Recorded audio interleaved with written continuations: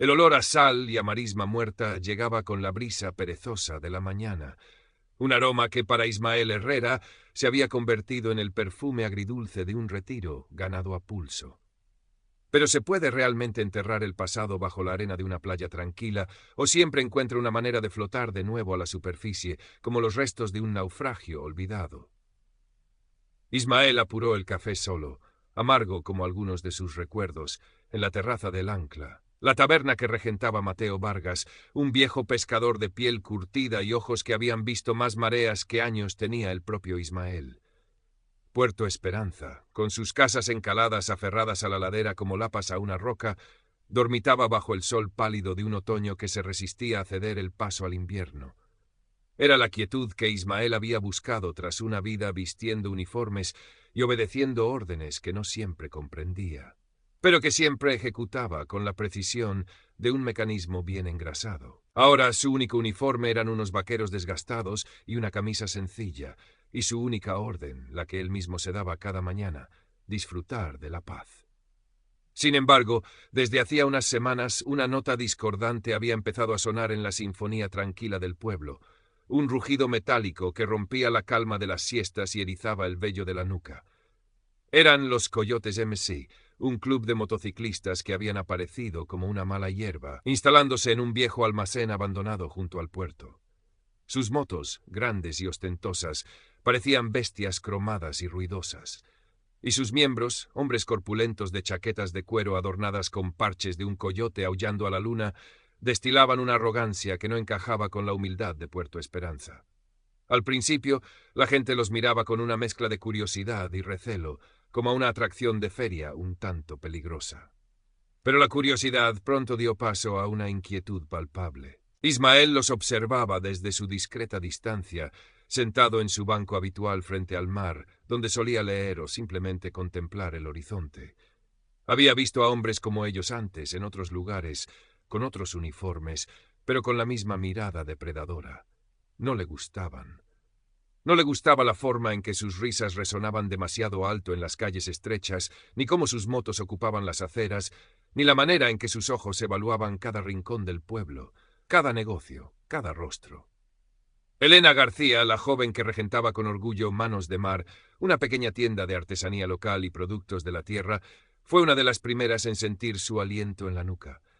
Era una mujer enérgica, con el fuego de la juventud y la justicia brillando en sus ojos oscuros. Su tienda, un pequeño oasis de color y tradición, era su sueño hecho realidad. «Buenos días, Ismael», saludó Elena una mañana, su voz un poco más tensa de lo habitual. Dejó sobre la mesa de Ismael, junto a su libro, un pequeño cuenco con higos frescos. «Elena», asintió él, agradeciendo el gesto con una leve inclinación de cabeza. Notó las ojeras bajo sus ojos y la forma en que apretaba los labios. «Esos moteros», comenzó ella, sin poder disimular su preocupación. «Ayer estuvieron en mi tienda, otra vez». Ismael la miró esperando. No compran nada, claro. Solo miran, pasean, hacen ruido. Y luego el jefe, ese tal Chucho, me sugirió que sería bueno para mi negocio colaborar con ellos. Una pequeña tarifa de cooperación para el bienestar del pueblo, lo llamó. Una risa amarga escapó de sus labios. Bienestar para sus bolsillos, querrá decir. Ismael frunció levemente el ceño. Conocía esa táctica. Era la vieja extorsión disfrazada de amabilidad forzada. Chucho Ramírez era el líder visible de los Coyotes en Puerto Esperanza, un hombre de unos 40 años, con una constitución pesada y una mirada que parecía un desafío constante. Su rostro anguloso estaba enmarcado por una barba descuidada y su pelo negro y grasiento asomaba por debajo de un pañuelo. Siempre vestía con cuero, incluso bajo el sol más inclemente, y sus brazos tatuados, figuras abstractas y tribales que parecían serpientes enroscadas, quedaban al descubierto. Contrastaba violentamente con la pulcritud casi militar de Ismael, con su piel oscura y su pelo cano recortado con esmero. «¿Y qué le respondiste?», preguntó Ismael, su voz profunda y tranquila como el oleaje en un día de calma. Elena se encogió de hombros, impotente. «Que mi negocio apenas da para vivir, que no puedo pagar nada». Se rió. Dijo que lo pensara bien, que a veces los negocios que no cooperan tienen mala suerte. Hizo una pausa y sus ojos brillaron con indignación. «Esta mañana la fachada de mi tienda tenía una pintada horrible. El coyote ese suyo aullando, como una marca». Ismael asintió lentamente. La marca de la bestia. Sabía que no era solo una gamberrada, era un mensaje. Y si nadie hacía nada, los mensajes se volverían más contundentes. Su retiro autoimpuesto, su deseo de anonimato, comenzaban a resquebrajarse ante la injusticia que asomaba sus fauces en el tranquilo Puerto Esperanza. La paz había aprendido dolorosamente, rara vez se mantenía por sí sola. A menudo había que luchar por ella. La decisión de Ismael no fue instantánea. Durante días observó. Vio cómo los coyotes se movían por el pueblo como una manada, sus motos rugiendo en desafío a la quietud ancestral de Puerto Esperanza. Presenció cómo entraban en la pequeña tienda de ultramarinos de doña Carmen y salían sin pagar, dejando tras de sí solo una sonrisa burlona de Chucho y el silencio atemorizado de la anciana. Vio cómo los pescadores más jóvenes evitaban el muelle cuando ellos estaban cerca, sus risotadas y comentarios groseros envenenando el aire salino. La tarifa de cooperación se había convertido en un susurro temeroso que recorría las callejuelas. Una tarde encontró a Mateo Vargas en el ancla, con el ceño fruncido mientras limpiaba unos vasos con más fuerza de la necesaria. «Malos vientos soplan, Ismael», masculló el viejo pescador sin levantar la vista. «Estos coyotes son como la peste, nadie se atreve a toserles». «El miedo es un mal consejero, Mateo», replicó Ismael, sentándose en su taburete habitual. Mateo dejó el vaso y lo miró fijamente. «Tú no tienes miedo, ¿verdad? Se te ve en los ojos. Has visto cosas peores. Me juego la pensión». Ismael no respondió, pero su silencio fue elocuente. Recordó el rostro de Elena, su mezcla de rabia e impotencia. Recordó la pintada en su tienda, un símbolo primitivo de posesión, y tomó una decisión.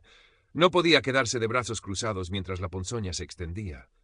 Al día siguiente, buscó a Elena. La encontró en su tienda, intentando limpiar la pintura con un trapo y un disolvente que apenas hacían mella. «Déjame», dijo él simplemente, tomando el trapo de sus manos. Con paciencia y usando una técnica que parecía más propia de un restaurador que de un exmilitar, comenzó a trabajar sobre la pintura. Elena lo observó en silencio. «No deberías meterte en esto, Ismael», dijo finalmente, su voz apenas un susurro. «Son peligrosos». «El peligro solo crece cuando se le da espacio», respondió él sin dejar de frotar. «Lo primero es no mostrar miedo y documentarlo todo, cada visita, cada palabra, cada gesto, una foto, una grabación discreta si es posible. La información es poder». Los ojos de Elena se iluminaron con una chispa de esperanza. Era un consejo práctico, una acción concreta. Era más de lo que nadie en el pueblo se había atrevido a ofrecer. Unos días después, mientras Ismael tomaba su café matutino en la plaza, Chucho Ramírez y dos de sus secuaces se acercaron a su mesa. Las sillas de las mesas cercanas quedaron vacías, como por arte de magia. Chucho arrastró una silla y se sentó frente a Ismael, invadiendo su espacio personal. Olía a cuero rancio y a tabaco barato. «Así que tenemos un héroe en el pueblo, ¿eh?» Su voz era grave y burlona. Sus dos acompañantes, moles de músculos y tatuajes, permanecían de pie, flanqueándolo. «El abuelo justiciero. Me han dicho que das buenos consejos a las tenderas». Ismael levantó la vista de su periódico, sus ojos encontrándose con los de Chucho sin pestañear. El contraste era brutal, la calma serena de Ismael frente a la agresividad apenas contenida de Chucho. El veterano, aunque mayor, emanaba una presencia sólida, inamovible, mientras que Chucho parecía vibrar con una energía nerviosa y amenazante.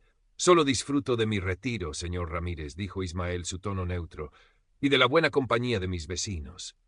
«Pues a lo mejor tus vecinos deberían aprender a elegir mejor sus compañías», gruñó Chucho, inclinándose hacia adelante. «Y tú deberías aprender a meterte en tus asuntos. Puerto Esperanza está cambiando, y a los que no les gusten los cambios, bueno, siempre pueden mudarse». Ismael tomó un sorbo de café, lentamente. «Los únicos que parecen no encajar aquí son ustedes, señor Ramírez. Puerto Esperanza siempre ha sido un lugar de gente trabajadora, no de recaudadores». La cara de Chucho se ensombreció. Por un instante pareció que iba a estallar, pero entonces una sonrisa helada se dibujó en sus labios. «Ya veremos quién encaja y quién no, viejo. Ya veremos». Se levantó bruscamente, tirando la silla. «Vámonos, muchachos. Tenemos cosas que hacer». Los tres coyotes se alejaron, dejando tras de sí un silencio tenso. Ismael siguió con la mirada a sus espaldas anchas hasta que desaparecieron. Sabía que el primer movimiento en la partida de ajedrez acababa de realizarse. Y no iba a ser el último. Animada por el respaldo discreto pero firme de Ismael, Elena comenzó su propia investigación. Era inteligente y observadora, y conocía Puerto Esperanza como la palma de su mano.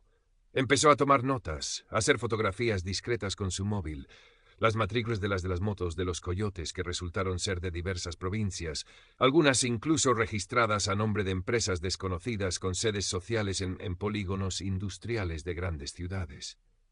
Anotaba las horas de sus reuniones, a menudo con coches lujosos indistintivos que aparecían al anochecer en el camino del faro abandonado, un lugar apartado con vistas al mar y al puerto. Ismael, por su parte, utilizaba su experiencia para analizar los patrones de movimiento de la banda. No eran simples gamberros, había una organización, una disciplina torpe pero presente en sus acciones. Mateo Vargas, el viejo pescador, se convirtió en una fuente inesperada de información. En las largas tardes en el ancla, mientras compartía un vino con Ismael, desgranaba historias del pueblo, anécdotas sobre intentos pasados de controlar el puerto para el contrabando de tabaco o alcohol, operaciones que siempre acababan frustradas por la propia geografía intrincada de la costa o por la intervención de la Guardia Civil. «Este puerto siempre ha sido goloso, Ismael», decía Mateo, moviendo la cabeza. «Pequeño, pero discreto. Y estos coyotes no me huelen a tabaco, me huelen a algo más grande, algo que no terminamos de ver». Las sospechas de Ismael y Elena se confirmaron cuando una noche Elena logró grabar con su teleobjetivo una conversación entre Chucho y un hombre impecablemente vestido que bajó de uno de esos coches de lujo. No pudo oír mucho, pero captó frases sueltas. La mercancía de diseño, ruta asegurada, la presión funciona, y el nombre El Águila pronunciado con un respeto temeroso por Chucho. «El Águila», repitió Ismael cuando Elena le mostró la grabación temblorosa y las fotos borrosas del elegante desconocido. «Un nombre que impone. No estamos tratando con una simple pandilla de moteros, Elena. Son la punta del iceberg». Mientras tanto, la presión de los coyotes sobre Puerto Esperanza se intensificaba, pero de formas que rozaban la legalidad, evitando la confrontación directa que pudiera alertar a las autoridades de manera masiva. No había palizas ni destrozos graves, al menos no todavía. Su táctica era la del desgaste, la de la intimidación ambiental. Si un comerciante se negaba a cooperar, de repente sufría una oleada de reseñas negativas online de perfiles falsos. O un grupo de coyotes pasaba horas en su establecimiento sin consumir, ahuyentando a la clientela habitual con su sola presencia. Pequeños accidentes ocurrían. La furgoneta de reparto del panadero aparecía con las ruedas pinchadas 2 veces en una semana. Los aparejos de pesca de un marinero que se había quejado en voz alta desaparecían misteriosamente. El miedo se hizo más denso, más pegajoso. La gente hablaba en susurros, las miradas se volvían esquivas. Ismael y Elena intentaron convocar una reunión en la trastienda de la cofradía de pescadores. Acudieron apenas una docena de personas, la mayoría ancianos como Mateo o jóvenes idealistas como la propia Elena. Los comerciantes de mediana edad, los que tenían más que perder, se excusaron con pretextos endebles. «Tienen miedo, es normal», dijo Elena con frustración después de la reunión. «El miedo es un animal que se alimenta de sí mismo», respondió Ismael. «Pero también se le puede matar de hambre con pequeñas dosis de coraje. Necesitan ver que no están solos, que es posible resistir». Fue entonces cuando Arturo Valenzuela, el hombre al que Chucho llamaba el Águila, decidió mover ficha directamente, aunque sin mancharse las manos. Un abogado de aspecto pulcro, con un maletín de cuero caro y un discurso lleno de promesas, se presentó en el ayuntamiento. Su nombre era Ramiro Cifuentes y representaba a un grupo inversor internacional interesado en el desarrollo sostenible y la revitalización de Puerto Esperanza. Su plan, presentado con diapositivas brillantes y gráficos optimistas, implicaba la construcción de un complejo turístico de lujo, un puerto deportivo y una zona comercial exclusiva. Para ello, claro, necesitaban adquirir una cantidad considerable de propiedades frente al mar y en el casco antiguo, ofreciendo precios que, aunque sonaban generosos para algunos, eran claramente insuficientes para quienes conocían el valor real y, sobre todo, el valor sentimental de sus hogares y negocios. La oferta venía con una advertencia implícita. El progreso era inevitable y oponerse sería ir contra el futuro. El alcalde, un hombre pusilánime más preocupado por su propia poltrona que por sus vecinos, Pareció deslumbrado por las promesas de Cifuentes. Ismael, que había asistido a la presentación pública como un observador más, vio la trampa con claridad meridiana. No era desarrollo, era desposesión. Los coyotes eran el martillo y el águila, a través de su educado abogado, ofrecía la anestesia antes de dar el golpe. El punto de inflexión llegó durante la verbena de San Juan, una de las pocas festividades que aún reunía a todo Puerto Esperanza en la playa. La música sonaba, los niños corrían con bengalas y el olor a espetos de sardinas impregnaba el aire. Era un momento de tregua, una ilusión de normalidad. Pero los coyotes también estaban allí, no participando, sino observando desde el paseo marítimo, su presencia como una nube oscura en el horizonte festivo. De repente, sin provocación aparente, un grupo de ellos, visiblemente bebidos aunque Ismael sabía que la torpeza era fingida, comenzó a increpar a unos adolescentes que bailaban demasiado cerca de su zona. La música se detuvo. Las risas cesaron. Chucho intervino, no para calmar los ánimos, sino para avivar el fuego con una chulería calculada. Empujó a Mateo Vargas, que intentaba mediar con la autoridad de sus años. El viejo pescador tropezó y cayó sobre la arena, sus gafas volando por los aires. Fue una humillación pública, un acto deliberado para demostrar quién mandaba. Por un instante nadie se movió. El miedo era un nudo en la garganta colectiva. Pero entonces Elena se abrió paso entre la multitud. «Dejadle en paz, matones», gritó, su voz temblando pero firme, mientras ayudaba a Mateo a levantarse. Chucho se giró hacia ella, una sonrisa torcida en el rostro. «Vaya, vaya, la pequeña leona, ¿tienes algo que decirnos?» Antes de que pudiera dar un paso más hacia Elena, la figura de Ismael se interpuso. No dijo nada. Simplemente se plantó entre Chucho y la joven, su cuerpo erguido, sus ojos fijos en los del líder de los coyotes. Era una barrera silenciosa, pero más imponente que cualquier grito. La multitud contuvo el aliento. Chucho lo midió con la mirada. Vio algo en la quietud de Ismael, una profundidad peligrosa que no había calibrado antes. Quizás recordó las advertencias del águila sobre no subestimar a los lugareños. Tras unos segundos que parecieron eternos, Chucho escupió al suelo. «Esta noche os la perdonamos por la fiesta del pueblo», gruñó. «Pero Puerto Esperanza ya no es lo que era. Acostumbraos». Dio media vuelta y, con un gesto a sus hombres, los coyotes se marcharon entre abucheos contenidos y miradas de odio. La verbena se había arruinado, pero algo había cambiado. La humillación de Mateo y la valiente intervención de Elena e Ismael habían encendido una chispa. A la mañana siguiente, la trastienda de la cofradía de pescadores estaba llena. Comerciantes, pescadores, jóvenes, ancianos. El miedo seguía allí, pero ahora estaba mezclado con rabia y una incipiente determinación. «No podemos seguir así», dijo Antonia, la panadera, a quien le habían reventado los neumáticos 3 veces. «Tienen que irse», añadió un joven pescador. Ismael tomó la palabra, su voz tranquila llenando el espacio. No prometió soluciones fáciles. No habló de violencia. Habló de unidad, de estrategia, de paciencia. No podemos enfrentarlos con sus mismas armas, porque no las tenemos y porque no somos como ellos, dijo. Pero tenemos algo que ellos no esperan. Nos tenemos los unos a los otros y conocemos este lugar mejor que nadie. Su fuerza es la intimidación. La nuestra será la inteligencia y la resistencia pacífica, pero firme. Les propuso un plan. Documentar cada incidente, por pequeño que fuera, con fechas, horas, descripciones, fotos, si era posible. Crear una red de información entre ellos. Apoyar a los negocios que fueran presionados, haciendo compras masivas simbólicas, mostrando presencia. Y lo más importante, buscar la manera de exponer las verdaderas actividades del águila, el titiritero en la sombra. Elena, con su energía juvenil y sus conocimientos de redes sociales, se encargaría de recopilar y organizar la información y de buscar contactos con la prensa regional, con la ayuda de Ismael para verificar cada dato. Mateo y otros ancianos aportarían su conocimiento del pueblo y de sus gentes. Ismael coordinaría, analizaría, aconsejaría.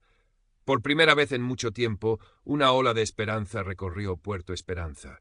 La lucha no sería fácil, pero ya no se sentían solos. El veterano que había llegado buscando soledad se había convertido, a su pesar, en el catalizador de la resistencia de un pueblo. Los siguientes días fueron una guerra de nervios, una danza tensa entre la comunidad organizada y la creciente impaciencia de los coyotes. Siguiendo el plan de Ismael, los vecinos de Puerto Esperanza comenzaron a aplicar una resistencia sutil, pero efectiva. Cuando los coyotes intentaban intimidar un negocio, otros vecinos entraban en masa, llenando el local, haciendo preguntas, creando una barrera humana pacífica. Las cámaras de los móviles aparecían discretamente, grabando cualquier interacción sospechosa. Elena creó un grupo de mensajería seguro donde se compartía información en tiempo real. Coyotes en el bar de Pepe. Movimiento extraño cerca del almacén del puerto. Ismael, utilizando su experiencia en análisis de inteligencia, comenzó a trazar un mapa detallado de las operaciones de los coyotes y sus vínculos con las supuestas empresas de Arturo Valenzuela, el Águila. Descubrieron un patrón. Valenzuela estaba adquiriendo, a través de testaferros y empresas pantalla, no solo propiedades en Puerto Esperanza, sino también pequeños negocios de transporte y logística en la región.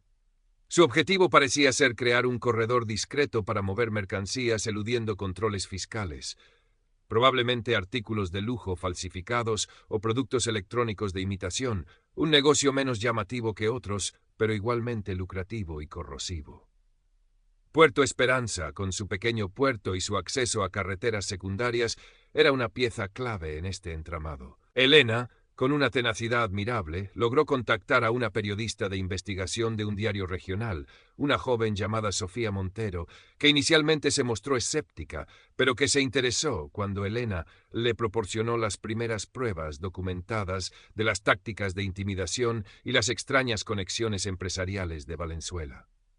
El Águila, desde su elegante despacho en alguna ciudad importante, sintió la creciente resistencia. Sus informantes locales, probablemente el pusilánime alcalde o algún concejal comprado, le transmitieron que la situación en Puerto Esperanza se estaba complicando. Ya no bastaba con la presencia amenazante de los coyotes. Necesitaba asegurar el control del pueblo rápidamente, pues un importante envío de mercancía de diseño estaba programado para llegar en pocas semanas, coincidiendo con la firma de los primeros contratos para su fraudulento proyecto turístico, un evento al que asistirían supuestos inversores extranjeros para dar una pátina de legitimidad. Necesitaba asegurar el control del pueblo rápidamente, pues un importante envío de mercancía de diseño estaba programado para llegar en pocas semanas, coincidiendo con la firma de los primeros contratos para su fraudulento proyecto turístico, un evento al que asistirían supuestos inversores extranjeros para dar una pátina. Ordenó a Chucho que aumentara la presión, que dejara claro quién mandaba, pero sin cruzar la línea hacia delitos graves que atrajeran una atención policial masiva e indeseada. Chucho, frustrado por la resistencia silenciosa y la mirada impasible de Ismael, que parecía estar siempre un paso por delante, interpretó las órdenes a su manera. Una noche, el pequeño barco de Mateo Vargas apareció con los cabos cortados y a la deriva, chocando contra las rocas. No se hundió, pero los daños fueron considerables. A la mañana siguiente, el grafiti del coyote aullador no solo estaba en la tienda de Elena, sino en las puertas de varios negocios que se habían destacado en la resistencia. Eran actos de vandalismo, sí, pero también mensajes directos. La comunidad, aunque asustada, no se arredró.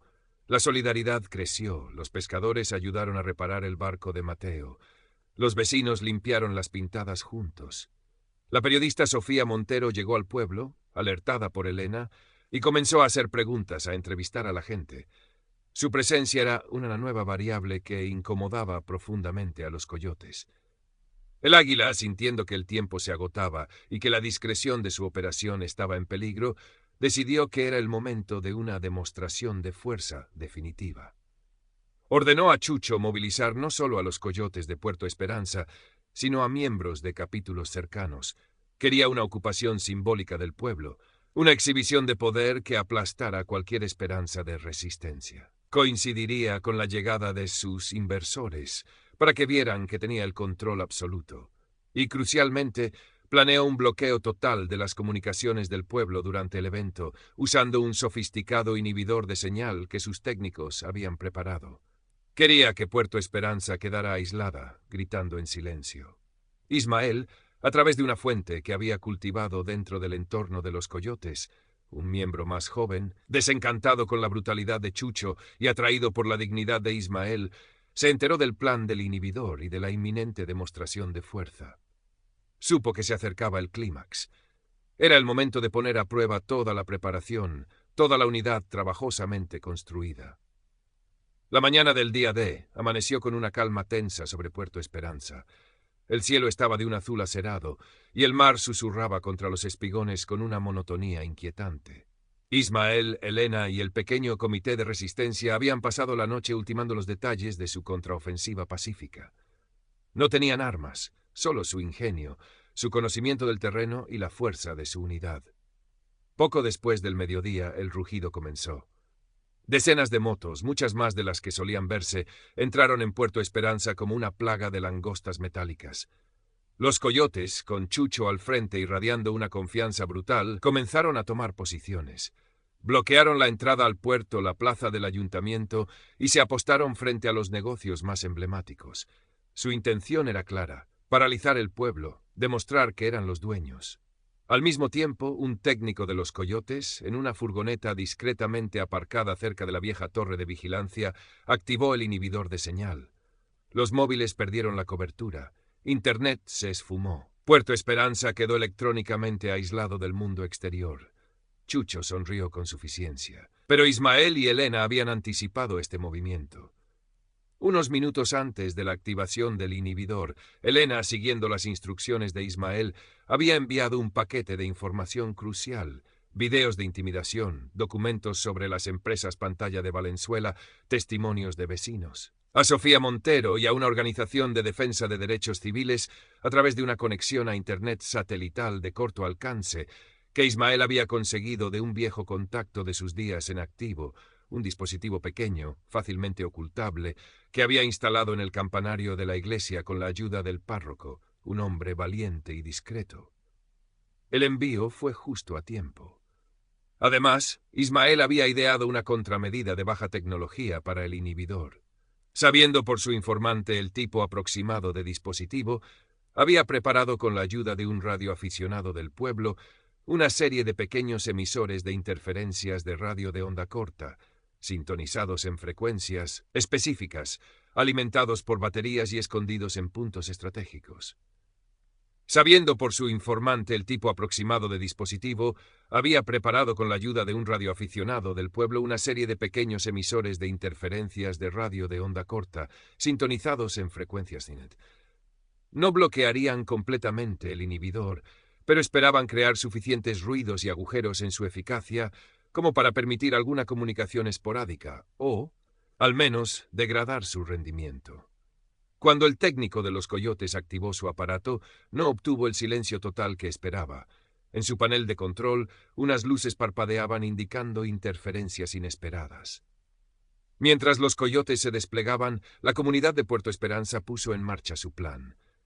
Las calles que llevaban a la plaza y al puerto se vieron súbitamente bloqueadas por obstáculos accidentales. Un viejo Seat Panda averiado en una esquina estrecha, una camioneta de reparto descargando urgentemente cajas de pescado en otra, redes de pesca extendidas para secar ocupando casi todo el ancho de un callejón. Las calles que llevaban a la plaza y al puerto se vieron súbitamente bloqueadas por obstáculos accidentales. Un viejo Seat Panda averiado en una esquina estrecha, una camioneta de reparto descargando urgentemente cajas. Los motoristas, obligados a reducir la velocidad y a desviarse por rutas menos directas, comenzaron a mostrar signos de frustración. Entonces, la gente del pueblo empezó a salir de sus casas. No con pancartas ni gritos al principio. Simplemente salieron. Ancianos con sus sillas plegables que se sentaban tranquilamente en las aceras, madres con sus hijos que comenzaban a jugar en mitad de las calles secundarias, pescadores que se ponían a charlar en grupos en las esquinas. Llenaron los espacios, una presencia pacífica pero masiva que entorpecía los movimientos de los coyotes. Cuando Chucho y el grueso de sus hombres llegaron a la plaza del ayuntamiento, esperando encontrarla vacía y silenciosa, se toparon con cientos de vecinos sentados en el suelo, en silencio, observándolos. Al frente, mujeres y niños. Elena, con su móvil en alto, grabando aunque supiera que no podía transmitir en ese instante, se situó entre ellos. Chucho, desconcertado por esta resistencia inesperada y pasiva, comenzó a gritar órdenes. ¡Dispersaos! ¡Fuera de aquí! Nadie se movió. En ese preciso instante, a cientos de kilómetros, el artículo de Sofía Montero, con las pruebas aportadas por Elena, apareció en la edición digital de su periódico. El titular era demoledor. Arturo Valenzuela, el empresario modélico, vinculado a redes de extorsión y fraude fiscal en la Costa del Sol. La noticia comenzó a propagarse por las redes, acompañada de algunos de los vídeos de los coyotes intimidando a los vecinos de Puerto Esperanza, que Elena había logrado subir antes del bloqueo. La llamada que recibió Chucho en su móvil, una de esas comunicaciones esporádicas que lograba atravesar el inhibidor parcialmente saboteado, no fue de El Águila dándole nuevas órdenes, sino de uno de sus hombres en la ciudad, alertándole presa del pánico sobre la noticia. La cara de Chucho pasó del rojo al blanco ceniza. Miró a la multitud silenciosa, a Elena grabándolo todo, y luego a sus hombres, que comenzaban a mostrarse inquietos. La cuidadosamente planeada demostración de fuerza se estaba convirtiendo en una trampa publicitaria. Fue entonces cuando, exasperado y perdiendo el control, Chucho agarró del brazo a un joven que grababa demasiado cerca, intentando arrebatarle el móvil. El joven tropezó, el móvil cayó, pero no se rompió. Varias cámaras más se enfocaron en la escena. El acto de agresión, aunque menor, quedó registrado desde múltiples ángulos. En ese momento, se oyeron las primeras sirenas a lo lejos. No eran las de la policía local, que había permanecido sospechosamente ausente. Sonaban más numerosas, más serias. La Guardia Civil, alertada no solo por los contactos de Sofía Montero, sino también por la magnitud de la concentración de motocicletas detectada por patrullas comarcales y la súbita notoriedad del nombre de Arturo Valenzuela, se dirigía a Puerto Esperanza. La llegada de varias patrullas de la Guardia Civil, con sus luces azules destellando contra las paredes encaladas de Puerto Esperanza, fue la señal definitiva de que el plan de los coyotes había fracasado estrepitosamente. Chucho Ramírez, al ver los uniformes verdes y escuchar la firmeza de las órdenes de los agentes, intentó una última bravata, pero su voz carecía de la convicción de antes. La presencia masiva y pacífica de los vecinos, que no se dispersaron sino que señalaban a los causantes del desorden, junto con las múltiples grabaciones que Elena y otros comenzaron a mostrar a los agentes, pintaron un cuadro irrefutable de coacción e intimidación. Varios miembros de los coyotes, incluido un Chucho desencajado y vociferante, fueron detenidos por alteración grave del orden público, coacciones e intento de agresión, basándose en los testimonios y las pruebas visuales. El resto de la manada motorizada, sintiendo el cambio de marea y la pérdida de liderazgo, se dispersó con más prisa que gallardía, sus rugidos ahora más parecidos a gemidos de retirada que a alardes de poder. La furgoneta con el inhibidor de señal fue localizada y su técnico también detenido. Las comunicaciones volvieron lentamente a Puerto Esperanza, como una marea que regresa tras una tormenta. Arturo Valenzuela, el Águila, recibió la noticia del desastre en Puerto Esperanza y de la investigación periodística que ahora lo señalaba directamente, no en su elegante despacho, sino en una localización anónima, mientras preparaba su huida. Sus inversores extranjeros, al enterarse del escándalo y de la inestabilidad, cancelaron su visita y cualquier acuerdo. Su operación de contrabando de artículos de lujo, que dependía de la discreción del puerto y del control de las rutas terrestres, quedó severamente comprometida. Las autoridades fiscales y la Unidad de Delitos Económicos de la Guardia Civil ya estaban tirando del hilo de sus empresas antalla. Puerto Esperanza había sido una pieza pequeña pero vital en su engranaje, y su pérdida, junto con la exposición pública, amenazaba con derrumbar una parte considerable de su imperio en España. Aunque no fue arrestado ese día, su red había sufrido un golpe del que tardaría en recuperarse, si es que lo hacía. Su nombre estaba ahora en demasiadas listas de vigilancia. En Puerto Esperanza, la tensión de los últimos días dio paso a una celebración contenida, pero profundamente sentida. No hubo grandes fiestas, sino un murmullo de alivio y orgullo que recorrió el pueblo. Los vecinos se reunían en pequeños grupos, compartiendo historias de su pequeña resistencia, sonriendo con una complicidad nueva. Habían mirado al miedo a la cara y juntos lo habían hecho retroceder. Ismael Herrera observaba la escena desde su banco habitual, el libro olvidado a su lado. Elena se acercó y se sentó junto a él, el cansancio visible en su rostro, pero también una nueva luz en sus ojos. «Lo hicimos, Ismael», dijo en voz baja. «Gracias a ti». Ismael la miró y por primera vez en mucho tiempo una sonrisa genuina y cálida suavizó sus rasgos curtidos. «Lo hicimos todos, Elena. Este pueblo tiene más fuerza de la que cree. Y ahora tiene un protector que no sabía que necesitaba, añadió Mateo Vargas, que se unía a ellos cojeando ligeramente, pero con el pecho henchido. Dejó una botella de vino local y 3 vasos sobre el banco, por Puerto Esperanza, y por los amigos que nos recuerdan cómo luchar. Brindaron mientras el sol comenzaba a descender sobre el mar, pintando el cielo de tonos anaranjados y púrpuras. La paz había regresado a Puerto Esperanza, una paz quizás más vigilante, más consciente de su fragilidad, pero también más valiosa por haber sido defendida. Ismael sabía que organizaciones como la de El Águila eran hidras de muchas cabezas, y que cortar una no garantizaba el fin de la bestia. Pero también sabía que cada acto de resistencia, cada comunidad que se negaba a doblegarse, era una luz que hacía retroceder las sombras. Había llegado a Puerto Esperanza buscando soledad y olvido, pero había encontrado algo mucho más importante, un hogar por el que merecía la pena luchar, y la confirmación de que incluso un viejo soldado podía a veces ganar batallas sin disparar una sola bala, armado solo con la razón, el coraje y la fuerza de la gente común. El aroma a sal y a marisma ya no era agridulce. Ahora para Ismael olía inequívocamente a esperanza.